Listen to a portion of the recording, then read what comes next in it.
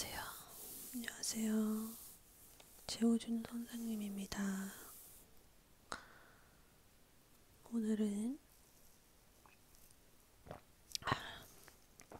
오늘은 조선시대로 들어가 볼 거예요. 조선시대 내용 같이 한번 공부해 봅시다.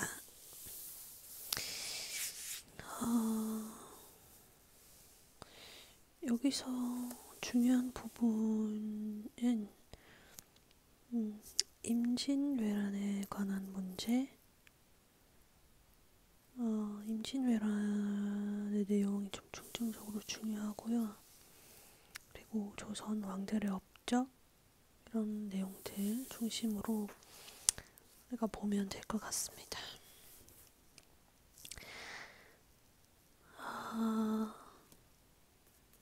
한번 들어가 볼게요. 네, 조선시대. 일단 목차를 한번 볼게요. 조선시대의 목차. 우선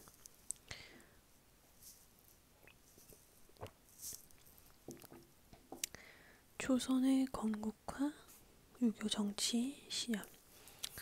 조선이라는 나라가 어떻게 만들어지게 되었는지, 그리고 조선의 정신이라고 할 수 있는 유교에 대해서 살펴볼 겁니다.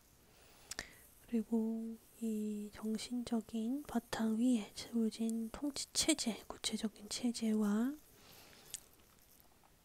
그리고 그 이후에 일어난 사화, 봉당 정치에 대해서 볼 거고요. 그 다음에 조선 전기의 문화에 대해서도 살펴볼 것입니다. 그리고 이제 외란과 광해군의 전란 수습책, 일본에서 조선을 침공이 들어오죠. 그 부분, 그리고 호란과 양난 이후에 또 통치체제의 변화를 살펴볼 거고요. 봉당 정치가 어떻게 전개되고 변질되었는지를 볼 겁니다.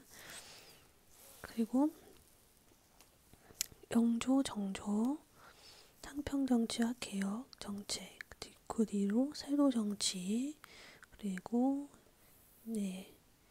이제 구체적으로 좀 세세하게 들어가서 수취제도라든지, 그다음에 경제 발달, 조선 후기의 경제 발달 볼 거고요.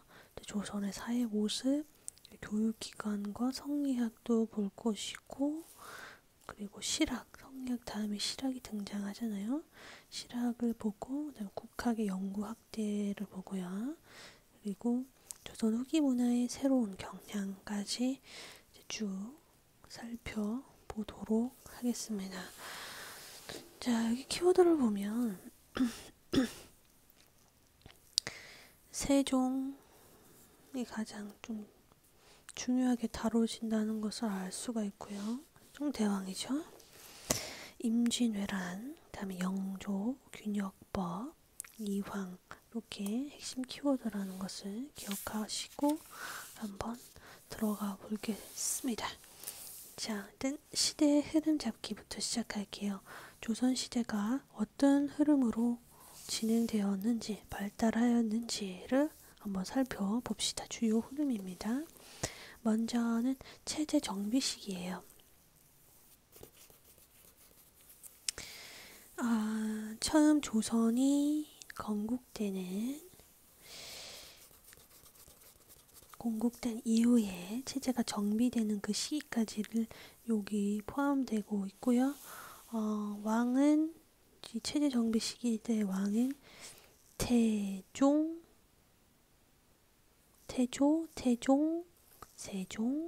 세종 이렇게 나오게 됩니다. 세종이 가장 주요하게 다루어진다고 보면 되겠습니다. 태조 이성계죠. 태조 이성계가 건국하게 된 조선이기 때문에 태조 이성계고, 그 다음에 이 태조가 가장 했던 주요한 사건, 한양으로 천도한 것입니다. 그 다음 경복궁을 건립하죠.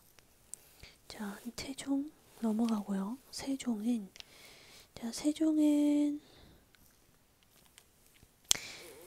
이종무 대마도 정벌이 주요 사건이라고 기억하시면 되겠고, 농사 직설 편찬, 그 다음에 훈민정음 반포가 중요한 이제 문화유산으로 남아있다라는 것을 기억하면 되겠습니다.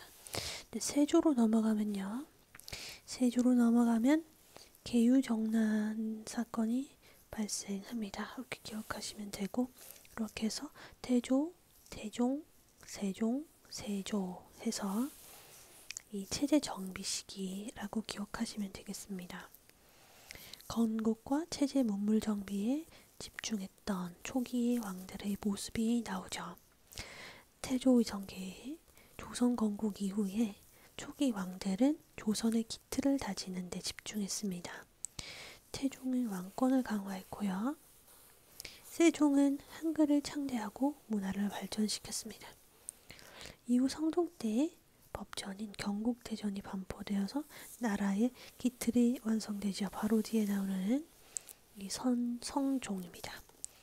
성종, 연산군, 중종, 명종 이렇게 이어지죠. 연산군 때 무오사화와 갑자사화가 발생합니다.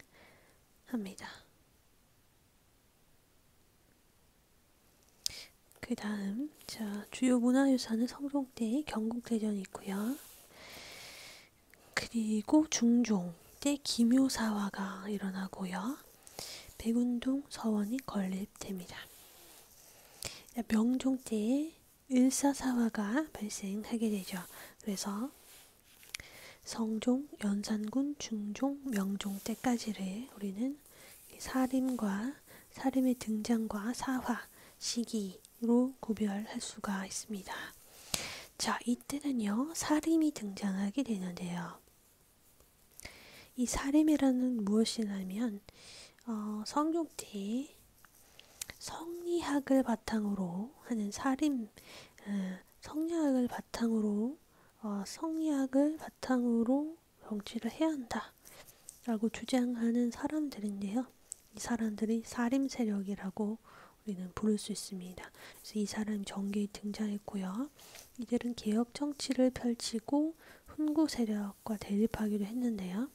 이 과정에서 연산군 때부터 명종 때까지 총 4번의 사화를 겪으면서 막대한 피해를 입게 되죠. 이렇게 모사화, 갑자사화, 기묘사화, 을사사화 이런 사화를 겪게 된 것이죠.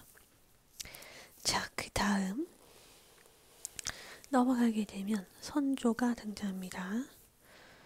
자, 선조 하면 우리가 선조 시기에 떠올릴 수 있는 가장 유명한 사람이 누구죠? 바로 이순신 장군이죠. 네, 이 시기에 사건들이 발생했죠. 선조 다음에 광해군, 인조, 효종 이렇게 이어지고요. 선조의 시기에 임진왜란이 발발합니다. 빨간색으로 나와 있다는 것은 그만큼 중요하다는 뜻입니다. 태계 이방이 성합식도를 저술하게 되고요. 자, 광해군 때는 인조 반정이 일어나고, 그리고 선조 시기에는 이 중요한 문화유산으로서 이 율곡이의 성악지묘 저술도 일어나게 됩니다. 그 다음 인조 때 정묘호란 그리고 병자호란이 일어나고요. 광해군 때 허준의 동의보감이 편찬되게 됩니다. 자, 이 시기를 구체적으로 살펴보면요. 자, 이때는 아주 혼란한 시기였어요. 전쟁이 일단 발발되죠. 일본이 조선에 쳐들어오게 되죠. 전쟁과 함께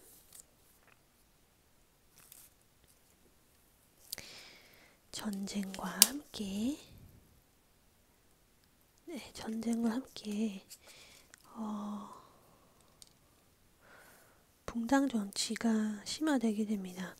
보면요. 선조 때부터 앞에서 나왔던 사림 있죠? 이 사림은 뭘 바탕으로 한다 했습니까? 성리학이죠. 선조 때부터 사림이 붕당 정치를 전개하는 도중 일본의 침입으로 임진왜란이 일어나게 되죠. 전란의 피해는 광해군 때 수습되었지만 인조반정 이후 서인이 후금을 배척하자 청이 조선을 침략하는 호란이 일어났습니다. 청이 조선을 침략하는 호란. 호란 이후 현종 때에는 두 차례의 예송으로 붕당의 갈등이 심화되었습니다. 그래서 이제 붕당 정치가 심화된 것을 볼 수가 있고요. 그 뒤에 숙종, 영조, 정조가 등장하게 되는데요. 마찬가지로 빨간색으로 나왔죠. 영조 중요하고요. 영조가 만든 영조 때 만들어진 이 균역법 잘 기억해 둬야겠습니다. 숙종 때 경신환국, 기사환국, 갑술환국이 일어났고요. 정조 때 신해박해, 그리고 정조 때 김웅도, 신용복 등 도화서에서 활동이 있었던 때라고 알 수가 있습니다. 자, 이 시기는 탕평 정치 시기라고 우리가 쉽게 이야기할 수 있을 텐데요. 이때 붕당 정치 때문에 많은 나라가 내적으로 갈등과 혼란 속에 있었습니다. 그리고 외적으로는 전쟁, 침략 이런 것들 때문에 굉장한 갈등 속에 있었고요. 자, 이런 가운데 개혁군주들이 등장해서 나라의 심폐소생술을 넣기 시작했죠. 예송으로 붕당 정치의 폐단이 심화되자 숙종은 탕평 정치의 일환으로 환국을 시도하였지만 일당 전제화의 현상만 심화시켰죠. 이후 영조는 온건한 완론 탕평을, 정조는 급진적인 줄론 탕평을 표방하면서 강력한 왕권을 바탕으로 다양한 개혁 정책을 실시했습니다. 탕평 정치, 그다음 환국, 완론 탕평, 줄론 탕평 이런 것들은 뒤에서 자세히 살펴보도록 하겠습니다. 자, 그 뒤로는요. 순조와 철종이 나옵니다. 순조 시대에는 홍경래의 난이 있었고 철종 시대에는 임술 농민봉기가 있었습니다. 자, 강력한 왕권을 행사하던 정조가요. 갑자기 사망하게 되죠. 그리고 나이 어린 순조가 즉위하게 되자 왕실의 외척인 세도가문, 외척이라는 것은 외가죠, 외가. 이 세도가문이 정권을 장악하면서 세도 정치가 시작되게 됩니다. 세도가문은 이익만 중시할 뿐 국가를 제대로 운영하지 않았기 때문에 사회 혼란이 더욱 심화되었죠. 때는 세도 정치 시기라고 우리가 분류할 수 있겠습니다. 자, 다시 한번 보면 정조가 갑자기 사망하게 되면서 나이가 어린 순조가 왕위에 즉위하게 되자 이 외척 세력인 세도 가문이 정권을 장악하면서 세도 정치가 시작되었구나 라는 것 기억하시면 되겠습니다. 그러면 이후 내용으로 우리가 본격적인 학습에 들어가 보도록 하겠습니다. 자, 볼게요. 조선의 건국부터 한번 살펴봅시다. 스토리 미리 보기로 먼저 볼게요. 자, 이성계가 나오죠. 태조 이성계. 어떻게 나라를 건국하게 됐는지 볼게요. 위화도에서 회군하다. 자, 여기 이성계가 나와 있고요. 여기 장소는 위화도가 되겠습니다. 요동 정벌에 반대한다. 군사를 돌려 개경으로 돌아가자. 라고 이야기하네요. 나 이성계 이번 요동 정벌은 정말 반대했다. 하지만 우왕과 최영 장군의 명으로 어쩔 수 없이 정벌에 나서 압록강에 있는 위화도에 도착을 했다. 그런데 장마가 시작되어 물이 불어나 있는 것이 아니겠는가. 이건 하늘의 뜻이다. 군대를 돌려야겠다. 자, 건국 과정을 자세히 한번 살펴보면요. 이성계가 우왕을 내쫓고 최영을 제거하게 되죠. 그리고 정치, 군사적 실권을 장악합니다. 자, 원래 왕위를 계승할 수 있는 사람이 아닌데 왕을 내쫓은 거죠. 그리고 정벌하러 가던 중에 회군에서 다시 돌아왔다는 거죠. 위화도에서 다시 돌아와서 다시 실권을 장악합니다. 군사력으로서 실권을 장악하게 되죠. 이렇게 건국이 되게 됩니다. 네, 과정법이 제정되고요. 정도전, 조중 등 혁명파 4대부들이 있었는데요. 이들의 건의로 과정법이라는 것이 제정되게 됩니다. 그래서 경제적 실권을 장악하게 되고요. 끝으로 조선을 건국하게 되죠. 혁명파 4대부가 정몽주 등 온건파 4대부를 제거하죠. 정몽주는 온건파였고요. 정도전은 혁명파였습니다. 자, 이렇게 제거를 하게 되고 그 뒤로 이성계가 즉위하고 조선을 건국하는 이런 역사적 사건 흐름으로 이어진 것이죠.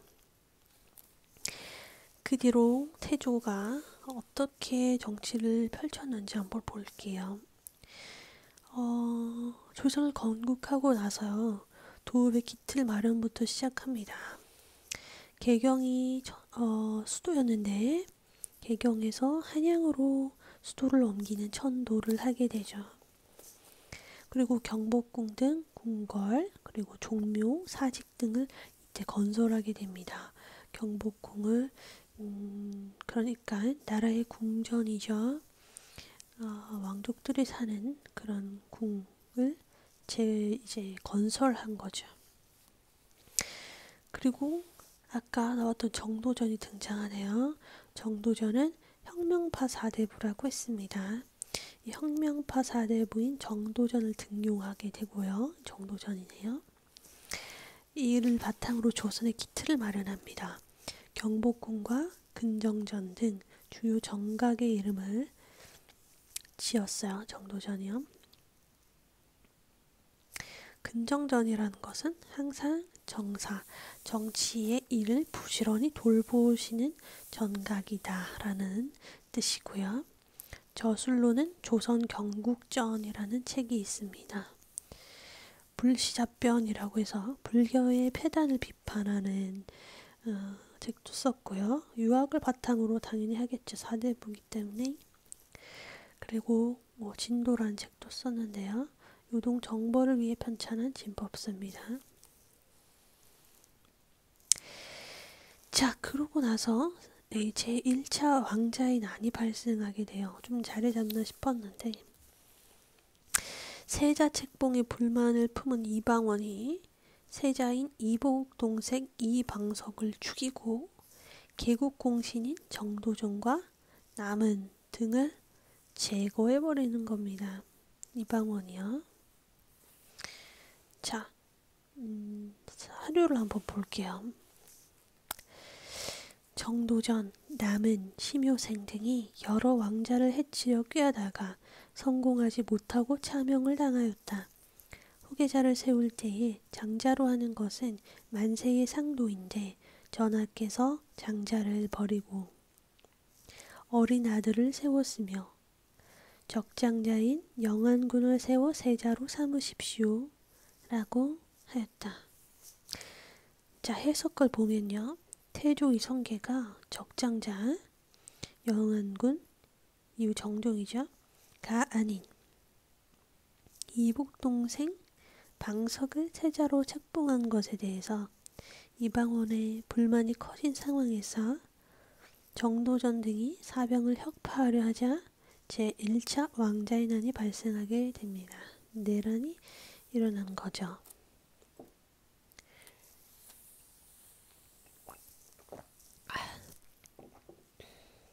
자, 그 다음 태종 시기로 넘어가 볼게요. 자, 태종이 육조 직계제를 실시하다. 자, 이 사람이 태종입니다. 앞으로는 육조의 업무를 판서가 직접 과인에게 아뢰도록 하시오. 나 이방원 내 손에 수많은 피를 묻혀가며 결국 왕위에 올랐으니 이제는 아무도 나를 무시할 수 없게 왕권을 강하게 키울 것이다. 그러려면 저 거슬리는 의정부와 재상들의 힘을 먼저 눌러야겠다. 자, 결국 이 왕자의 날을 통해서 이방원이 왕위에 오르게 되죠. 태종은 바로 이방원입니다. 태조는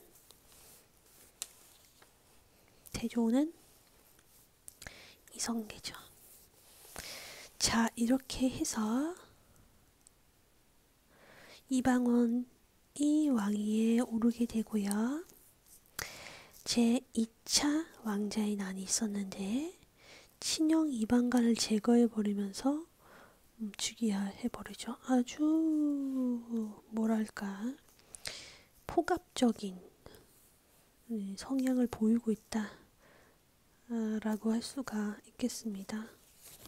무신 집안 출생인데다가 그 중에서도 아주 강한 폭력적 성향을 가진 사람이 그 후대를 이었다라고 볼 수가 있겠죠. 왕권 강화 정책을 바로 펼치는데요. 육조 직계제를 실시합니다.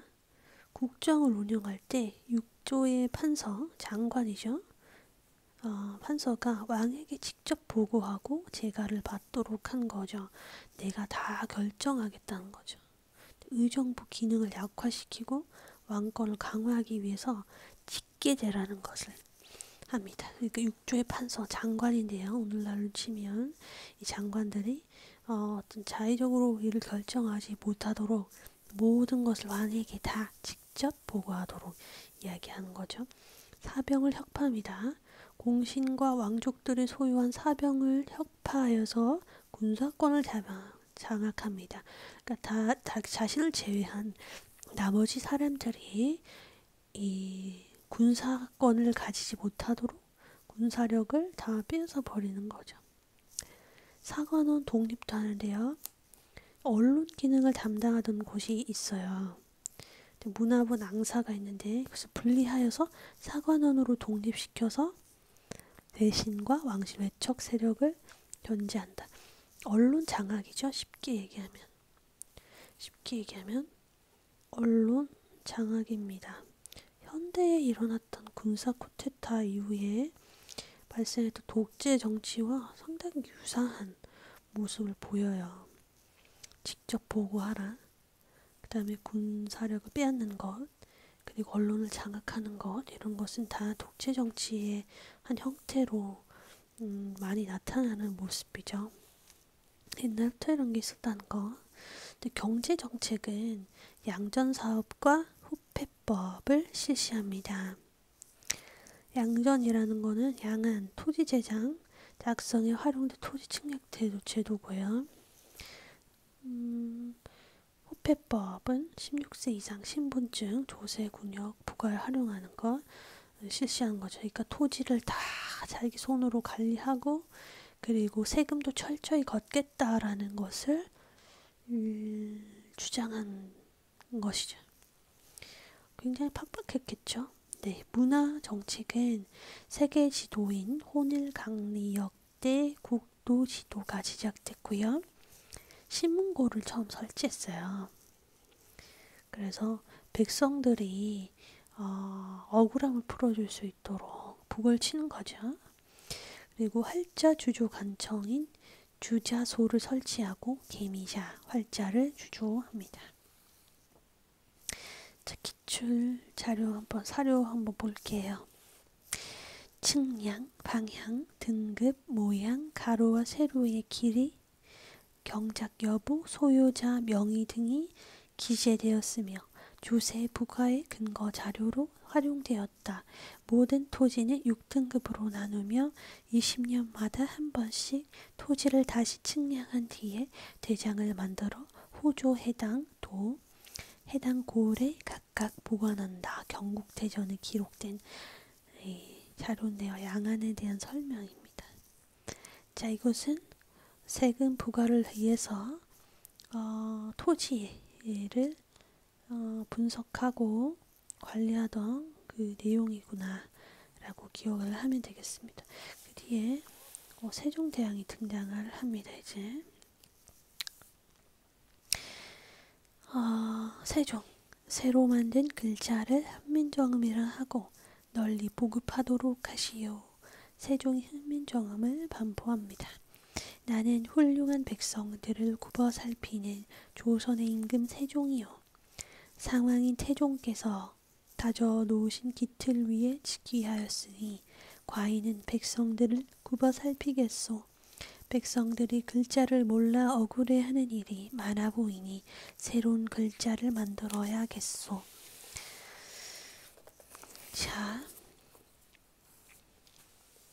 세종을 구체적으로 볼게요. 세종부터 성종대에 이르러서 유교 정치가 제대로 실현이 되는데요. 세종을 보면요. 자, 의정부 서사제라는 것을 실시합니다. 이것은 뭐냐면 앞에서 태종은 6조 직계제를 했잖아요. 의정부가 6조 판서 장관들이 관리하는 부서인데 서사제라는 걸 실시합니다. 이게 뭐냐면 6조에서 올라오는 모든 일을 의정부에서 논의한 뒤 국왕에게 올라가게 하는 제도예요. 자, 그러니까 직계제는 뭐 논의를 하지 말고 바로바로 이야기해라. 그러니까 서로 자기들끼리 의논해서 뭔가 결정하지 말고 나한테 즉각 보고해라 라고 태종 때는 직계제를 실시했는데 이제 서사제를 하게 되죠. 그러니까 어느 정도 좀 틈이 생긴 거예요. 조화를 추구한다고 나와있죠. 왕권과 신권을 동시에 가져가겠다라는 의도가 담겨있죠. 좀 느슨해졌다고 볼 수가 있겠습니다. 그리고 집현전이 그리고 개편됩니다. 유학 연구기관입니다. 원래 집현전에는. 이 집현전을 확대하고요. 경연을 관장하게 되죠. 이제 수치제도, 제제도 정비가 됩니다.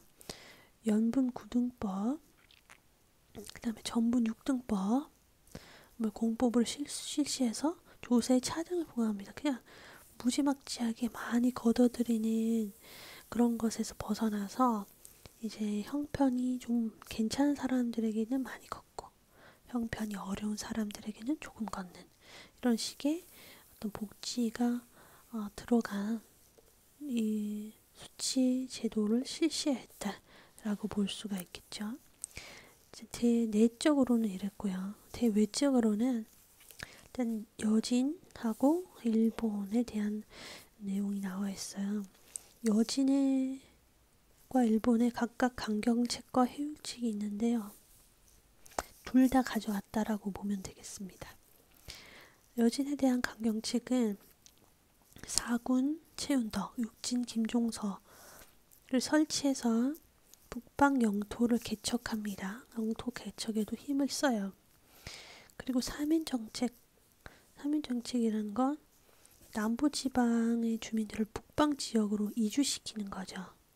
삼인정책과 토간, 토착민을 관리로 임명하는 제도를 시행합니다. 자, 이거는 왜 주민들을 북방 지역으로 이주시키냐? 거기에 있는 영토를 확장시켜서 거기에 탁 깃발을 꽂고 우리 영토를 더 확장시키려는 그런 의도였죠. 회유책은요. 한양에 여진사절이 머무를 수 있는 북평관을 설치해서 이제 여진에서 사절이 오면은 직진한 대접을 잘 융숭하게 할 수 있도록 마련하는 거죠. 자, 일본도 두 개의 강경책과 해유책 두 가지가 있는데, 강경책은 외구의 소굴인 대마도를 정벌하죠. 유족물을 파견해서 정벌해버립니다. 해유책은 무산포, 제포, 연포, 이 3포를 개항을 해요. 일본이 올 수 있도록. 그래서 개해 약조를 체결하죠. 제한된 범위 내에서 무역을 허용하는 겁니다. 이렇게 해서 두 가지 강경책과 해유책 두 가지를 사용했다는 것이고요. 문화로는 우리가 가장 잘 알고 있는 훈민저금 한글 창제가 이루어졌습니다. 용비, 어천가 등의 한글 서적이 주로 등장하게 되고요.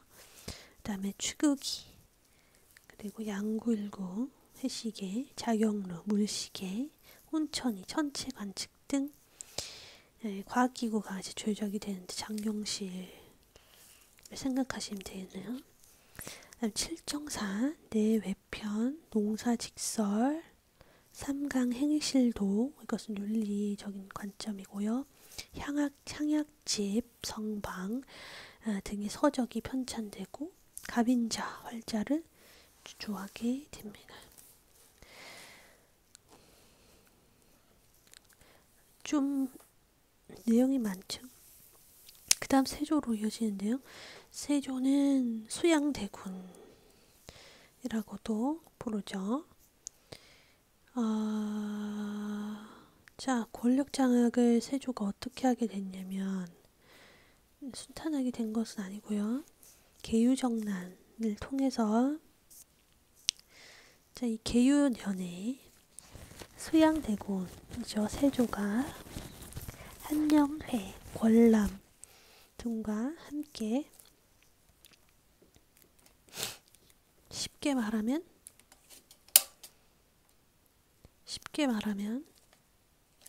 난을 일으킨 겁니다. 계유년에 난을 일으킨 거예요. 왜? 자기가 왕이 되려고. 그래서 조카 단종이 원래 왕이 되어야 하는데 폐위되고 노산군으로 강등되고요. 단종을 몰아내고 즉위하게 됩니다. 왕이 오르면 즉각적으로 하게 되는 것이 왕권 강화 정책인데, 자기가 이제 정당 방법으로 얻지 못한 왕에 대해서는 위태롭기 때문에, 앞에서 보시면 태종도 이방원도 이제 다 죽여버리고 자기가 왕에 올랐잖아요. 그래서 바로 왕권 강화 정책에 들어가잖아요. 마찬가지로 세조도 자기가 이 난을 통해서 즉위했기 때문에 바로 왕권 강화 정책부터 들어가는 거예요. 다시 앞에 나왔던 이 태종이 실시했던 6조 직계제 있죠? 다시 재실시합니다. 앞에 세종은 왕권과 신권의 조화를 추구하면서 의정부 서사제를 실시했었잖아요. 근데 다시 직계제로 바뀌는 거예요. 그리고 집현전 경연을 폐지해버립니다. 집현전 학사들이 상황인 단종의 복위운동을 벌였기 때문에 집현전 학사들은 철저히 세종의 편이었겠죠. 그래서 그 아들인 단종을 복위시키기 위해서 운동을 벌이니까 아예 폐지시켜버린 거예요. 유양소도 폐지시킵니다. 함경도 토착 세력인 이시애가 일으킨 이 난을 진압했고요. 이시애의 난을 후원하였다는 이유로 유양소도 폐지시켜버리죠. 그리고 직전법을 실시합니다. 관리에게 지급할 토지가 부족해진 거예요. 그래서 직전법을 실시해서 현직 관리에게만 토지의 수조권을 지급합니다. 이전에는 과거 관리 또는 관리의 자녀 이렇게까지 수조권이 있었다면, 이제 현직 관리에게만 토지 수조권을 지급하는 것으로 제한적으로 바뀐 거죠. 자, 그 다음 이제 성종이 즉위하게 되는데요. 통치체제를 확립하는데 경국대전을 완성해서 반포하게 돼요. 이것은 조선의 기본 법전이에요. 헌법과 같은 것이죠. 즉 국가의 통치 규범을 이때 마련했구나 라고 기억을 하시면 될 거예요. 세조 때부터 이 책은 편찬을 시작했고요. 2호 예병 형 공전의 6전으로 구성되어 있습니다. 그리고 홍문관을 설치하죠. 이 설치해서 집현전을 계승하고 경연을 다시 활성화시키기 시작합니다. 그리고 사림을 등용하는데요. 사림은 앞에서 뭐라고 했었죠? 성리학을 바탕으로 하는 사림이라고 나왔죠.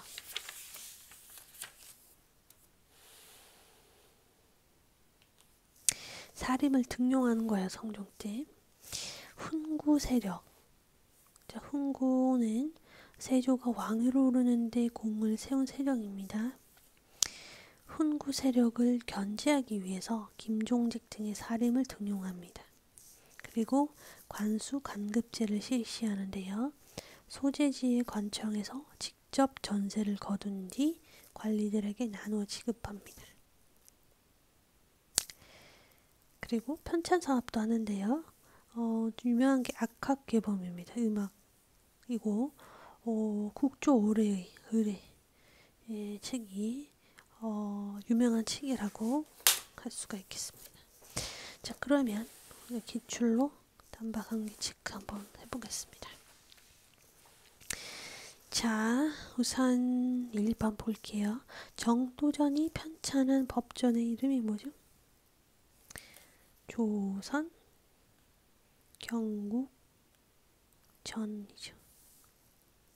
태종 때 주조된 활자는요? 이것은 기미자.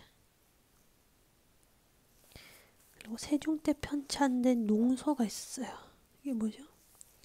농사 직설이죠. 세조의 왕권 강화 정책으로 이것을 폐지했는데 이것이 뭐죠? 그렇죠. 집현전이죠. 세종이 완성한 법전이 있었어요. 이거는 뭡니까? 경국대전이었죠. 자, 그러면 다시 한번 볼게요. 밑에 질문에 맞는 답을 골라볼게요. 태조 이성계 즉위 이전의 사실은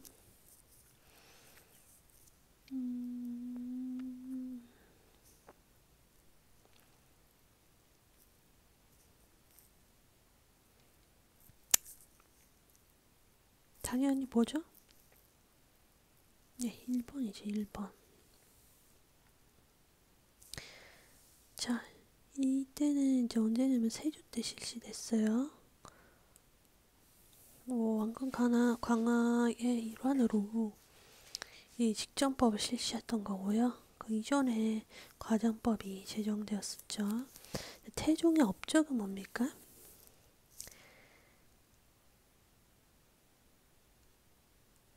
자, 태종의 업적은 뭐죠?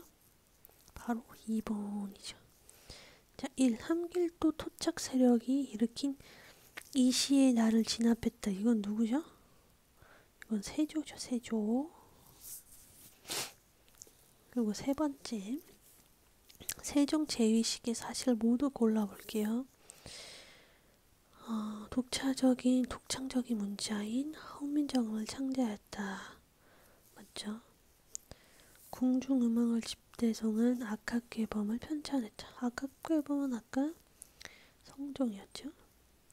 틀렸고, 제한된 범위의 무역을 허용한 계해약조가 체결되었다. 맞죠?